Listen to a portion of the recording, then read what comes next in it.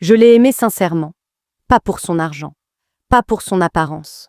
Je l'ai aimé parce que je pensais qu'il était différent. Il me regardait comme si j'étais la seule femme au monde. Il disait que je n'étais pas comme les autres. Il disait qu'il voyait son avenir avec moi. Un soir, il m'a tenu les mains, il m'a regardé droit dans les yeux, il m'a dit « N'aie pas peur et confiance. Je vais t'épouser. » Je lui ai dit que ce n'était peut-être pas le moment, que j'avais besoin de temps. Mais il insistait.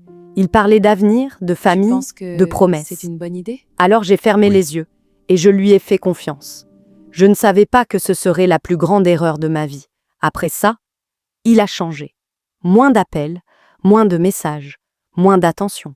Quand je lui demandais ce qui se passait, il me répondait que je réfléchissais Pourquoi trop. tu ne réponds plus à mes appels? Puis, un jour, il m'a quitté, sans explication, sans remords, comme si je n'avais jamais compté. Je suis rentrée chez moi, je me suis effondrée, je pleurais en silence. Je regrettais tout.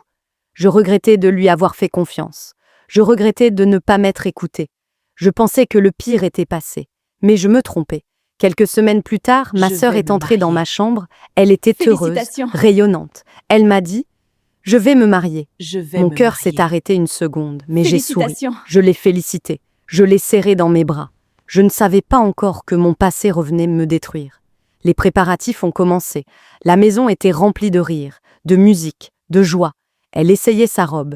Elle me demandait « Elle est comment? Elle est magnum. Tu crois qu'il va aimer ?» Elle était belle, vraiment belle.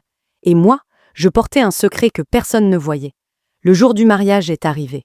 La salle était magnifique, blanche et dorée. Tout le monde souriait. Puis il est entré, et je l'ai vu.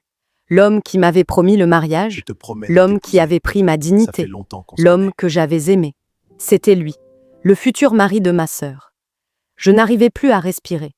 Quand il a pris la bague pour la mettre à son doigt, ma vue s'est troublée. Mon cœur battait trop fort, et je suis tombée. Je me suis réveillée à l'hôpital. J'ai fait un cauchemar. Je criais « Laisse ma sœur !» Je pleurais sans m'en rendre compte. Quand j'ai ouvert les yeux, ma sœur était là. Elle dormait à côté de moi. Mon cri l'a réveillée. Elle m'a demandé si ça allait. J'ai voulu tout lui dire, tout. Mais elle était heureuse, et je n'ai pas eu le courage de briser son bonheur. Alors j'ai menti. J'ai dit que ce n'était qu'un cauchemar. Plus tard, elle a dû sortir à un rendez-vous.